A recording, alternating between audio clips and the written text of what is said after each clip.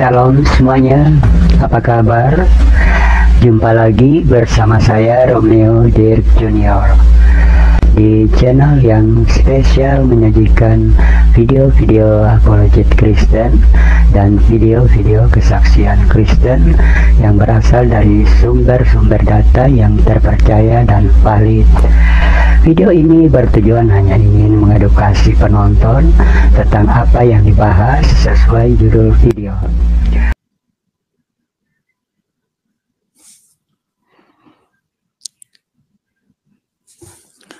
Kelihatan nggak? Udah gelap. Baru ingat saya. Si ganteng dari Malaysia. Ya Kak, soalanku gini. Ya, silakan. Di dalam Alkitab itu, pernahkah Yesus mengatakan, "Akulah Allah Tuhanmu, maka sembahlah aku saja"? Kalau ada yang bilang sembahlah aku, kamu mau nyembah dia di dalam Alkitab? Tunjuk dulu apa buktinya. Oke, Dia bilang, ini. dia adalah Allah, aku adalah Allah Tuhanmu, maka sembahlah aku saja.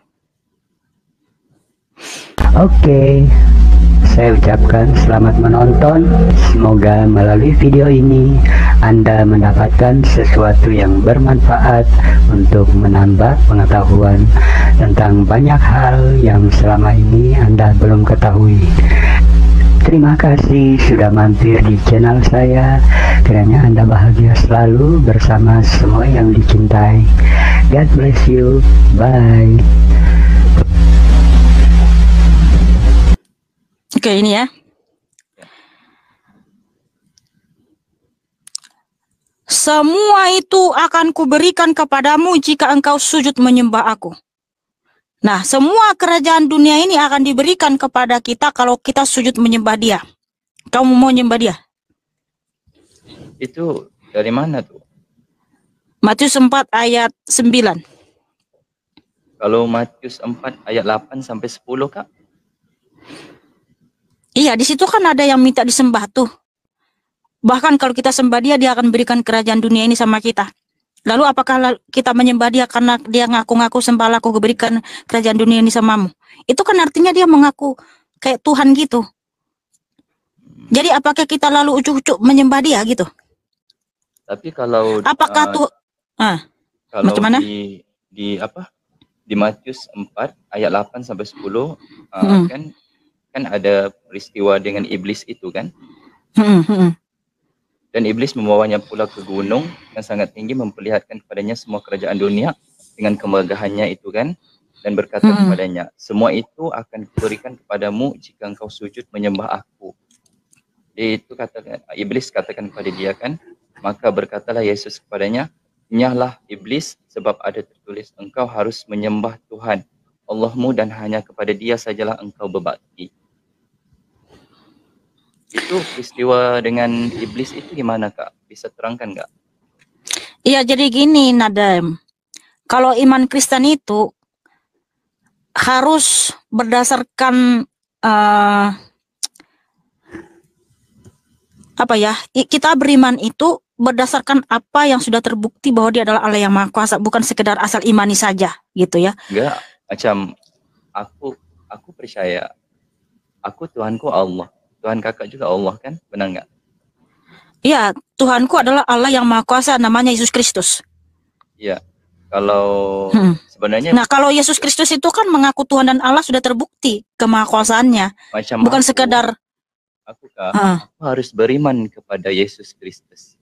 Aku harus beriman. Kalau aku nggak beriman, aku nggak bisa masuk surga gitu. Oh, karena oke. Setiap manusia itu harus beriman kepada Yesus Kristus, atau nama lainnya itu Isa kan? Itu. Oh, kamu beriman sama Yesus Kristus? Ya, harus beriman. Kalau wajib beriman, kamu udah melakukan apa yang diperintahkan Tuhan Yesus? Apa yang Oke, begini. Ya. Yang disuruh diperintahkan Tuhan Yesus itu dulu yang paling sakral adalah ya Matius 28. Kamu baca Matius 28 ayat 19 sampai 20. Kemudian ya, ini kita harus kamu harus konsekuen ya dengan apa yang kamu ucapkan ya bro ya. Orang cakap itu harus tanggung jawab, harus konsekuen dengan perkataan. Bahwa Nadem ini berkata dia beriman kepada Yesus Kristus. Kalau dia tidak beriman, maka dia tidak akan masuk surga. Nah, Tuhan Yesus di sini memerintahkan bahwa kamu itu harus dibaptis dalam nama Bapa, Putra, dan Roh Kudus. Kemudian di Lukas 24 bahwa, bentar dulu ya, saya buka dulu ayatnya saudaraku.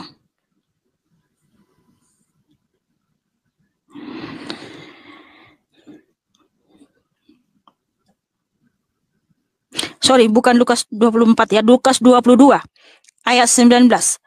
Lalu ia mengambil roti, mengucap syukur, memecah-mecahkannya dan memberikannya kepada mereka, katanya, inilah tubuhku yang diserahkan bagi kamu, perbuatlah ini menjadi peringatan akan aku. Demikian juga dibuatnya dengan cawan sesudah makan. Ia berkata, cawan ini adalah perjanjian baru oleh darahku yang ditumpahkan bagi kamu. Lalu kemudian di Matius 26, ya, Matius 26 ayat 28. Sebab inilah darahku, darah perjanjian yang ditumpahkan bagi banyak orang untuk pengampunan dosa. Jadi ada yang paling sakral itu perintah Tuhan Yesus. Yang pertama ya, yaitu untuk melakukan perjamuan kudus, karena tadi di situ ada perintah Tuhan Yesus, perbuatlah ini menjadi peringatan akan aku bahwa inilah darahku dan tubuhku yang ditumpahkan bagi kamu untuk pengampunan dosa. Lalu yang kedua ya, yang paling sakral itu di Matius 28 ayat 19 sampai 20 bahwa harus dibaptis dalam nama Bapa, Putra, dan Roh Kudus. Kamu udah melakukan itu, bro? Bahwa kamu wajib beriman kepada Yesus Kristus? Beriman aku harus percaya yang satu hari nanti itu Yesus akan turun untuk membunuh Dajjal. Itu yang aku percaya. Tetapi berarti kamu nggak beriman kepada Yesus Kristus. Kamu beriman kepada Yesus yang lain. Enggak, beriman itu maksudnya dalam in terms of beriman iman itu artinya ya, Ibrani 11 ayat 1, dasar dari segala sesuatu yang kita harapkan dan bukti dari segala sesuatu yang tidak kita lihat. Nah, apa yang kamu harapkan dari Yesus Kristus? Itulah imanmu. Apa yang kita harapkan dari Yesus Kristus, yaitu keselamatan kekal, bahwa dia telah memberikan tubuh dan darahnya kepada kita sebagai pengampunan dosa-dosa kita. Itulah iman. Lalu kalau kamu bilang beriman kepada Yesus Kristus tapi kamu nggak melakukan apa yang diperintahkan Tuhan Yesus, artinya kamu pendusta. Kalau kamu nggak mau jadi pendusta, ya kamu lakukan loh perintah Tuhan Yesus, yaitu baptis dan perjamuan kudus. Kan kamu sendiri yang bilang beriman sama Yesus Kristus. Iya, mungkin beriman dengan caraku itu ya, Kak. Yang nggak bisa, kamu tetap kata Tuhan Yesus, kalau kamu tidak akan masuk ya. Tuhan Yesus memerintahkan gini, ingat ya. Yohanes 3 ayat 5, Tuhan Yesus berfirman begini ya. Seseorang yang tidak dilahirkan dari air dan roh, ia tidak akan masuk dalam kerajaan Allah. Jadi kalau kamu tidak dilahirkan dari air dan roh, kamu tidak akan masuk dalam kerajaan Allah, tidak akan masuk dalam surga. Di mana itu perintah Tuhan Yesus yang wajib kita lakukan, yaitu bahwa kita harus baptis dan perjamuan kudus. Nah, supaya kamu dilahirkan dari air dan roh, kamu harus baptis dalam nama Tuhan Yesus dan juga perjamuan kudus, supaya Roh Kudus terus turun atas kamu dan kamu masuk kerajaan surganya. Kalau enggak akan bisa masuk surga, bro. Ini ajaran Tuhan Yesus loh, bukan kata saya. Iya. Kak, lagi satu pertanyaanku, Kak. Ya, silakan. Bisa nggak? Ya, bisa. Oke. Kadang-kadang aku istilah-istilah itu berbeda gitu ya, Kak ya. Emang suka-sukanya si Rahmatin ya ketika dijelaskan aku beriman, tapi kita doakan ya. Oke. Si Nadem ini. Ya, macam mana? Pernahkah Yesus mengatakan, akulah yang mewahyukan Alkitab, aku pula yang menjaganya? Oke. Tuhan Yesus berfirman kepada Musa ya, Keluaran 34 ayat 27. Berfirmanlah Tuhan kepada Musa, ya, berfirmanlah Yahweh ini kan Tuhan Yesus ya, kepada Musa, tuliskanlah segala firman ini, sebab berdasarkan firman ini telah kuadakan perjanjian dengan engkau dan dengan Israel. Yeremia 30 ayat 2. Tuhan Yesus berfirman, beginilah firman Tuhan Allah Israel, tuliskanlah segala perkataan yang telah kufirmankan kepadamu itu dalam suatu kitab. Tuhan Yesus juga berfirman kepada Rasul Yohanes, Wahyu 21 ayat 5, tuliskanlah karena segala perkataan ini adalah tepat dan benar. Jadi Tuhan Yesus yang memerintahkan ya untuk menuliskan segala wahyu yang diberikan kepada Nabi dan Rasulnya. Dan Tuhan Yesus juga berfirman, Markus 13 ayat 31, Matius 24 ayat 35, langit dan bumi akan berlalu, tetapi firmanku tidak akan berlalu. Artinya Tuhan akan menjaga firman-Nya untuk selama-lamanya, kekal abadi. Itu, saudaraku. Tapi kalau aku baca di Roma 1 ayat 1 itu Kak ya, dari Paulus, hamba Kristus Yesus yang dipanggil menjadi rasul dan dikuduskan untuk memberitakan Injil Allah. Maksudnya gimana tuh? Iya, artinya bahwa memang Paulus itu adalah hamba Tuhan Yesus yang dimana dia dipanggil Tuhan Yesus menjadi rasul untuk memberitakan Injil Allah. Apa itu Injil Allah? Nah, kita baca di Markus 1. Injil itu apa? Injil itu adalah Markus 1 ayat 1 sampai 2 dan 3 ya. Inilah permulaan Injil tentang Yesus Kristus anak Allah, seperti ada tertulis dalam kitab Nabi Yesaya. Lihatlah, aku menyuruh utusanku mendahului engkau, ia akan mempersiapkan jalan bagimu. Ada suara orang yang berseru-seru di padang gurun, persiapkanlah jalan untuk Tuhan, luruskanlah jalan baginya. Jadi Injil Allah itu maksudnya Allah yang maha tinggi itu datang ke dunia menjadi manusia ya, yang memberikan kita penyelamatan, pengampunan di atas kayu salib. Sehingga yang diberitakan oleh Rasul Paulus itu adalah tentang Injil, di mana Injil itu adalah Yesus Kristus itu sendiri yang datang ke dunia. Dia telah memberikan pengampunan supaya kita percaya kepadanya.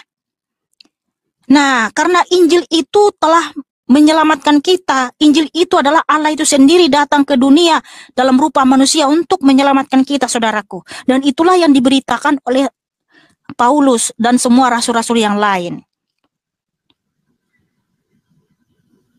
Oke, kalau di dalam kepercayaan agama kakak Mikana kan, kiamat itu gimana peristiwanya? Oke, nih kiamat itu ya, nih. Ya.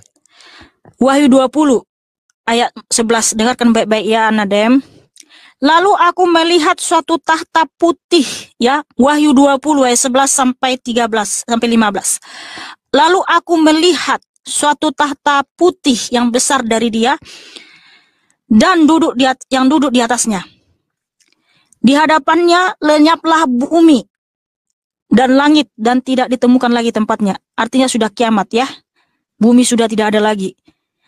Dan aku melihat orang-orang mati besar dan kecil berdiri di depan tahta itu. Lalu dibuka semua kitab dan dibuka juga sebuah kitab lain, yaitu kitab kehidupan. Dan orang-orang mati dihakimi menurut perbuatan mereka berdasarkan apa yang ada tertulis di dalam kitab-kitab itu.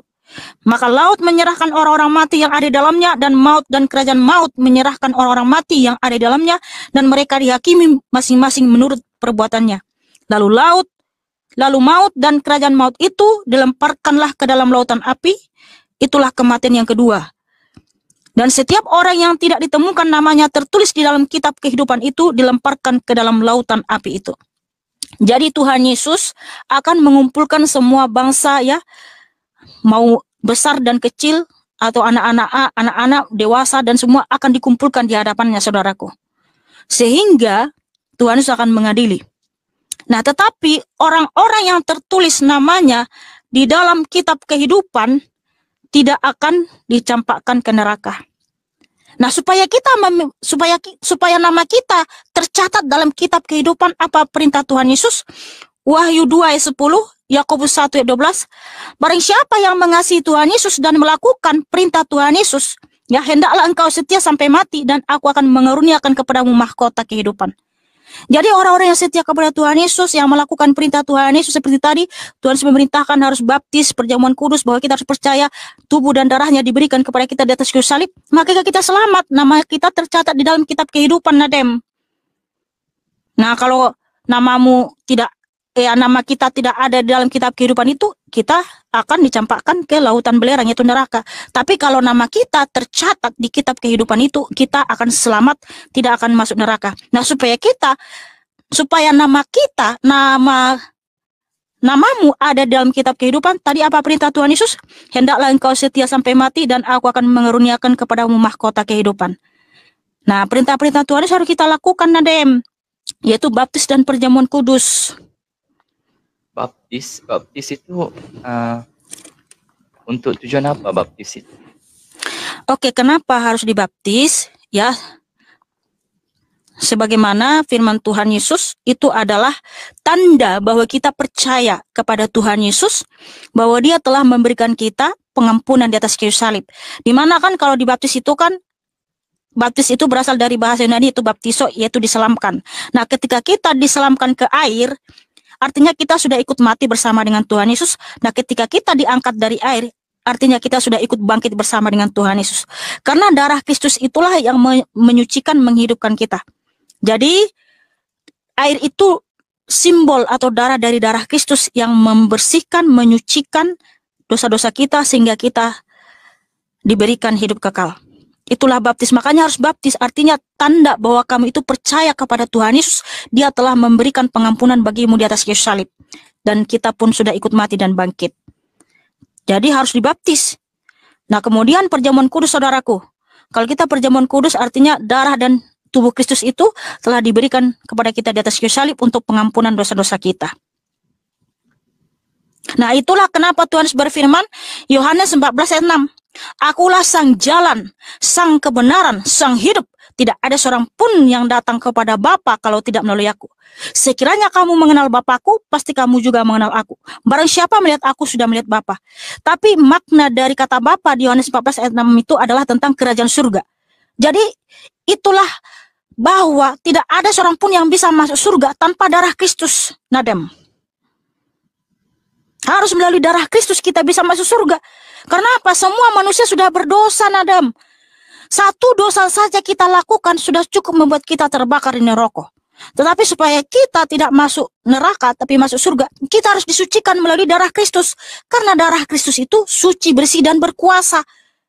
Sehingga ada firman Tuhan, biarpun dosamu merah seperti kirmiji, akan putih seperti salju. Karena darah Kristus telah membersihkan kita, menyucikan kita, memberikan kita kehidupan kekal. Karena darah itu kehidupan, Nadem.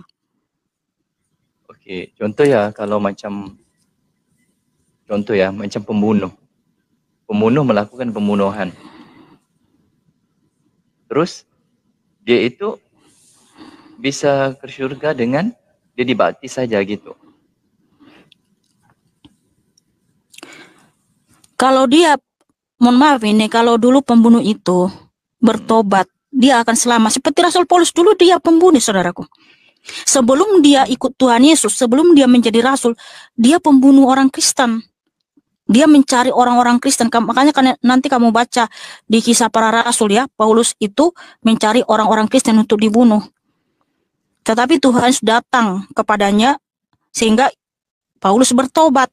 Jika pembunuh itu bertobat, Tuhan akan mengampuni. Karena apa? Tuhan itu Maha Pengampun. 1 Yohanes 1 ayat 9, Tuhan berfirman, jika kamu mengaku dosamu, maka Tuhan Yesus akan setia dan adil. Dia akan mengampuni kita. Nah, lalu kita akuilah dosa kita. Tuhan Yesus, ampuni saya telah berdosa, saya banyak melakukan kejahatan, ampuni saya Tuhan. Sucikan saya dengan darah-Mu yang kudus. Tuhan Yesus akan mengampuni kita. Tapi ingat, setelah kita diampuni, jangan lagi hidup di dalam dosa. Jangan lagi kamu membunuh seperti dosa yang lama. Nggak boleh. Kalau gitu saudaraku, harus bertobat. Kalau dilakuin lagi, tobat lagi gitu. Tuhan berfirman, Tuhan berfirman, Wahyu 3:19. Barang siapa aku kasihi, ia kutegur dan kuhajar. Oleh karena itu relakanlah hatimu dan bertobatlah. Nah, kalau dia masih melakukan lagi kejahatan, Tuhan Yesus akan tegur. Masih melakukan kejahatan lagi, Tuhan Yesus akan hajar. Udah dihajar nggak bertobat-tobat, berarti dia itu binasa. Makanya kita harus bertobat. Oke. Soalan terakhir lah Kak ya. Oke, soalan Iya, terakhir. silakan ada. Ini mau to general question ya, but mungkin you can relate with your kepercayaan gitu ya. Paham nggak Kak? Iya, apa tuh? Enggak, soalnya begini. Kita di dalam kehidupan kan, kita di dalam kehidupan kita seharian itu kita lihat ada orang yang susah, ada orang yang kaya gitu kan. Mm-mm. Oke, terus Tuhan itu maha adil kan? Betul. Oke, Tuhan Yesus, Tuhan itu maha adil ya. So kenapa dibiarkan susah gitu? Terus kalau Tuhan itu mau lihat semua itu gimana ya soalannya? Mau nanya kakak ya. Kenapa ada orang susah? Kita lihat dulu kenapa dia susah. Mungkin dia malas kerja karena dia tidak datang pada Tuhan Yesus. Kita kan tahu lah, bro. Oh maksud. Iya iyalah. Enggak. Maksudnya ya Kak Mikana ya, orang yang susah itu maksudnya orang itu nggak beriman sama Tuhan Yesus gitu. Kalau Iya, orang kaya itu, orang itu beriman sama Tuhan Yesus. enggak, Gimana? bentar. Kasusnya yang kayak gimana dulu nih? Kasusnya yang kayak gimana? Secara rinci dulu lah. Enggak rinci lah. Ini secara general. Ini secara macam umum. Secara gitu general. kan. Macam kita lihat Iya di kan dunia banyak ini. orang susah karena dia nggak datang kepada Tuhan Yesus. Coba dia datang pada Tuhan Yesus. Tuhan Yesus akan memberikan dia kedamaian. Karena gini, kita tidak boleh mengukur harta itu adalah kebahagiaan. Tak boleh. Jangan kau ukur bahwa kebahagiaan itu ada dalam harta. Tak boleh macam itu. Terus banyak kok orang kaya tapi dia tak bahagia. Karena apa? Karena tidak ada Kristus dalam dirinya. Dan supaya kita bahagia harus ada Kristus dalam diri kita. Sebab Tuhan Yesus itu pemberi damai sejahtera. Oh iya betul, karena Tuhan Yesus berfirman, Yohanes 14, ya. Ini kamu dengar nih Nadam, ya. Tuhan Yesus berfirman, Yohanes 14 ayat 27, damai sejahtera yang kutinggalkan bagimu, damai sejahtera kuberikan bagimu. Dan apa yang kuberikan tidak seperti yang diberikan oleh dunia kepadamu. Janganlah gelisah dan gentar hatimu. Jadi kita nggak boleh mengukur kebahagiaan orang dari harta, brother. Sebab banyak orang kaya nggak, tapi dia tidak bahagia. Maksudnya dalamnya nggak bahagia gitu ya? Iya, sekarang kebahagiaan itu nggak boleh diukur dari harta melulu loh, brother. Iya benar, absolutely correct gitu ya. Iya betul. Tapi Tuhan Yesus berfirman apa, Nadem? Matius 11 ayat 28. Tuhan Yesus berfirman, marilah kepadaku, hai kamu yang letih lesu dan berbeban berat. Aku akan memberi kelegaan kepadamu. Nah tuh, kenapa orang tidak lega? Karena dia tidak mau datang pada Tuhan Yesus. Pada Tuhan Yesus sudah berfirman, marilah kepadaku, hai kamu yang letih lesu dan berbeban berat. Aku akan memberi kelegaan kepadamu. Aku memberi damai sejahtera kepadamu. Sebab damai sejahtera yang diberikan Tuhan Yesus tidak sama yang diberikan oleh dunia. Dunia itu ya kamuflase, brother. Tidak pernah dunia memberikan kebahagiaan sejati. Kebahagiaan sejati itu hanya dari Tuhan Yesus. Dalam situasi apapun kita, ya, kita akan tetap damai dan tenang jika ada Kristus di dalam diri kita. Jika kita hidup dalam Kristus, saudaraku. Nah, macam itu, Nadem. Saya percaya Tuhan Yesus sangat mengasihimu, Nadem. Yeah, I love Jesus. Ya, if you love Jesus, kamu mesti lakukan perintah Tuhan Yesus. Jangan cuman ngomong. Kalau cuma ngomong I love Jesus Christ, tapi kita tak lakukan apa yang Dia perintahkan, artinya kita pendusta, kita bohong. Aku itu beriman kepada Tuhan Yesus. Tuhan kepada Yesus. Tuhan Yesuslah Tuhan itu sendiri, Allah sejati, brother. Ya, I beriman kepada Allah itu. Allah ialah Allah itulah Tuhan Yesus. Enggak, Allah itu adalah Tuhan kepada Yesus. Ya, katanya kamu beriman kepada Tuhan Yesus, tapi kamu nggak percaya sesungguhnya kepada Tuhan Yesus. Artinya kamu itu, mohon maaf, artinya kamu itu omong kosong. Aku percaya. Dia sendiri yang bilang, aku beriman kepada Yesus Kristus, katanya, tapi nggak dilakukan apa perintah Tuhan Yesus. Itu artinya, mohon maaf, liar. Gini Kak Mekana ya. Aku itu harus beriman kepada Yesus, dalam kata lain itu Isa ya gitu. Suatu hari nanti di dunia akhir zaman nanti ya, Nabi Isa itu akan turun, Yesus akan turun ya. Yesus akan turun kepada kita semua. Benar macam pemahaman buat apa? Kak Mekana itu dia turun untuk membunuh Dajjal dan untuk membunuh Dajjal ketika itu ya. Kita Terus? akhir zaman itu kan. Terus ketika udah Apa lagi? membunuh Dajjal itu, dia akan turun di satu tempat itu lagi sholat subuh itu. Ketika itu dia enggak membawa syariat yang baru, dia enggak bawa agamanya itu, sebab agamanya tetap agama yang satu. Terus dia datang ke sini, dia Membunuh enggak apa tadi? mengimami Nabi Isa kan datang, Nabi Isa membunuh Dajjal, membunuh babi sama matain salib ya. Iya. Nah, mohon maaf nih saudaraku, buat apa Nabi Isa membunuh babi? Apa salah babi? Babi itu kan dulu diciptakan, ada tujuannya kan, kisah babi itu kan.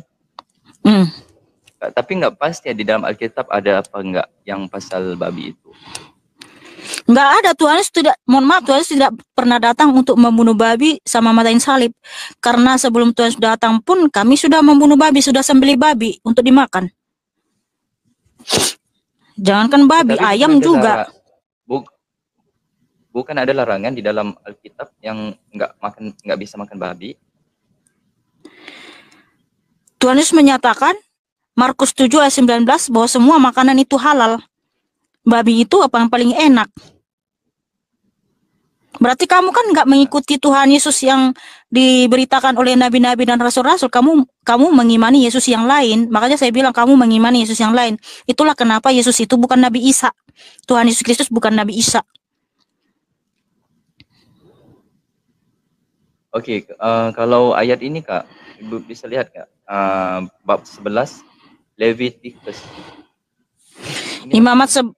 Imamat 11. Ya.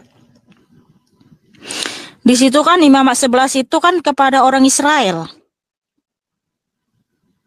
Pada orang Israel? Iya, di zaman Israel keluar dari tanah Mesir menuju tanah Kanaan. Jadi kamu mesti paham. Kamu baca deh di Kejadian 9 ayat 3. Di situ Tuhan memerintahkan semua makanan hewan ternak boleh kita makan. Ya, Kejadian 9 ayat 3. Segala yang bergerak, yang hidup akan menjadi makananmu. Artinya semua hewan-hewan ternak itu boleh kita makan. Aku telah memberikan semuanya itu kepadamu seperti juga tumbuh-tumbuhan hijau. Nah, tidak ada yang haram makanan itu. Tapi kenapa di zaman Israel keluar dari tanah Mesir menuju ke Kanaan ada yang haram? Ada maksud dan tujuannya. Sebab apa? Di Imamat 11 itu bukan hanya babi yang haram, bro.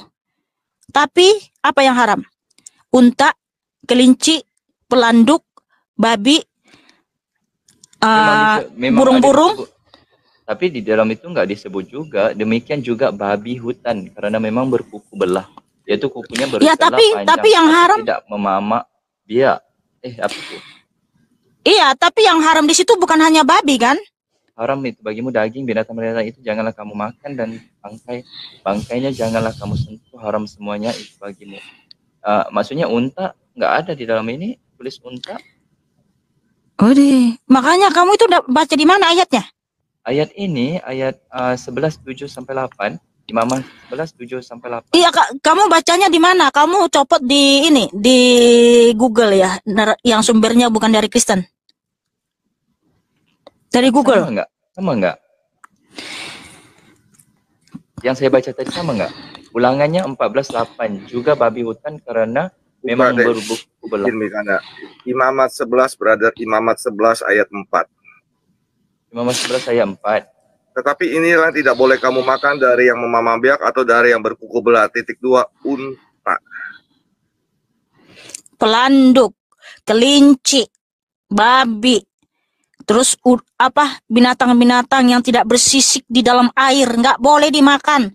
Yang hidup, ikan-ikan yang hidup di dalam air itu yang nggak ada sisiknya itu nggak boleh dimakan. Nah, ikan-ikan yang tak ada sisiknya kan banyak tuh. Ikan belut, tongkol, patin. Banyak kan ikan yang tak bersisik itu tak boleh dimakan. Di dalam hukum Taurat tak boleh.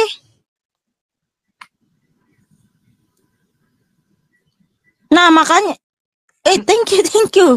2024. Gitu juga ada kacamata. Nah, makanya Nadam, iya makanya awak itu mesti baca semua Alkitab dari Kejadian sampai Wahyu, jangan cuma ayat saja yang kayaknya mana ini yang menguntungkan, comot-comot. Enggak Mbak Mikana ya, aku enggak ada masalah ya. Kita ini emang santai kan. Kita Ya cuma tapi gini, Mbak Mikana Heeh. itu ya kita aman aja sama siapa-siapa aja yang nongol di sini ya. Sebab mungkin Mbak Mikana itu ada pemahaman, ada pegangan agama Kak Mikana kayak gimana itu ya. So untuk itu ketika ada kontradiksi itu ya, coba kasih pemahaman yang gimana ya. You have to explain briefly. Explain gimana ya mau cerita. Kak Mikana itu harus Ya, jadi makanya saya jelasin. menerangkan dengan apa? Ikut logika kita. Ya, makanya saya jelasin. Dengar. Gitu ya. Ya, makanya dengar. Kenapa Tuhan Yesus melarang umat Israel ketika keluar dari tanah Mesir menuju tanah Kanaan tidak boleh makan unta, kelinci, pelanduk, babi, ikan-ikan yang tidak ada sisiknya, burung-burung tidak boleh dimakan. Ada sebabnya. Kenapa? Sebab orang Israel, nih ada dalilnya ya, Bilangan 25. Sementara Israel tinggal di Sitim, mulailah bangsa itu berzina dengan perempuan-perempuan Moab. Perempuan-perempuan ini mengajak bangsa itu ke korban sembelihan bagi Allah mereka, lalu bangsa itu turut makan dari korban itu dan menyembah Allah orang-orang itu. Nah, karena orang Israel itu menikahi perempuan-perempuan Moab atau bangsa-bangsa kafir. Dan bangsa kafir ini mengajak orang Israel itu menyembah dewa-dewa, Allah-Allah mereka dengan cara mempersembahkan makanan-makanan yang tadi, bro. Nah, supaya orang Israel bertobat dan tidak menyembah Allah-Allah mereka, Tuhan Yesus melarang mereka memakan yang tadi, hewan-hewan yang tadi, supaya mereka jangan ikut menyembah Allah-Allah orang asing itu, bangsa-bangsa Moab itu. Karena orang Israel itu bangsa yang tahir, dia harus dibedakan dari bangsa-bangsa lain. Nah, tapi setelah Tuhan Yesus, tahir itu adalah bersih, kudus. Oh, bersih. Oh. Iya, sedangkan bangsa lain itu najis. Iya, lawan kata tahir adalah najis. Jadi bangsa lain itu najis, bangsa Israel itu tahir. Nah, itu alasannya kenapa Tuhan Yesus melarang mereka makan itu. Ada maksud dan tujuannya, bukan sekedar nyuruh-nyuruh gini. Ya udah orang Israel, kamu jangan makan ini. Apa gunanya Tuhan nggak boleh makan ini? Ya udah, pokoknya aku suruh begitu, jangan makan. Ya jangan dimakan. Nggak kayak gitu, brother. Ya, sebab babi itu nggak bisa dimakan sebab mengikut scientific ya, perspektif ya. Scientific perspektif itu dari segi agama ya. Apa yang dilarang ya. Apa yang ditulis ya, tapi ada tujuannya, ada maksudnya. Ya. Karena bangsa Moab mempersembahkan makanan itu, mempersembahkan babi ke dewa-dewanya, paham gak sih? Ya, paham Kak. Terus dari lain itu kan babi itu kan banyak kuman-kuman di dalamnya yang bisa merosakkan kita ya, tubuh. Sesuatu yang memudahkan. Nadem. Pokoknya itu. Babi itu ya sama dengan kambing, tetap ada cacing itunya. Kalau nggak dicuci bersih, kalau kamu makannya mentah-mentah ya sakit kamu. Tapi kalau udah dimasak sampai matang ya kan enak tuh. Banyak orang kok yang makan babi, orang-orang Nadem, orang Chinese dilarang nggak bisa. Nadem, orang kalau apa yang dilarang oleh Alkitab kan kamu bilang tadi alasannya karena di babi itu ada kotoran-kotoran atau apalah itu. Loh, semua daging yang ada itu kayak kambing juga sama dengan daging babi. Ada cacing-cacingnya, ada itunya, tapi kalau nggak dicuci bersih ya kita memang sakit makannya. Nah, makanya kamu lihat tuh apa Nadem? Orang-orang yang makan babi itu, termasuk orang Chinese itu. Makanya umur mereka bisa ada sampai 120. Mereka makan daging babi tuh tiap hari itu. Nah, macam mana itu? Ketawa lagi dia. Aduh. Ih, kami karena jangan ketawa kayak gitu. Lo kamu Lucu bilang banget alasannya itu ya. katanya apalah kotor lah Bukan. dagingnya. Aku cuma katakan food dari segi scientific perspektif. Aku nggak bilang aku benar, aku nggak bilang aku salah juga, kami karena itu Dari berdasarkan dari apa yang dari saintifik segi sains. pun aduh. Sains itu kan buat kajian ke atas daging babi itu nak dikompetkan dengan daging-daging yang lain gitu kan. Itu Dibanding daging-daging yang lain, daging babi lagi paling bersih.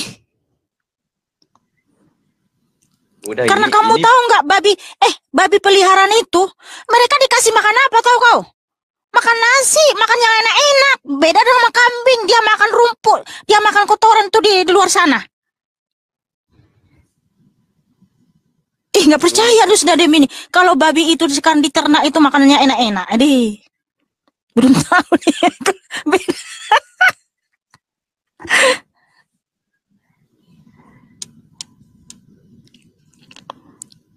Ya macam mana lagi Nadem?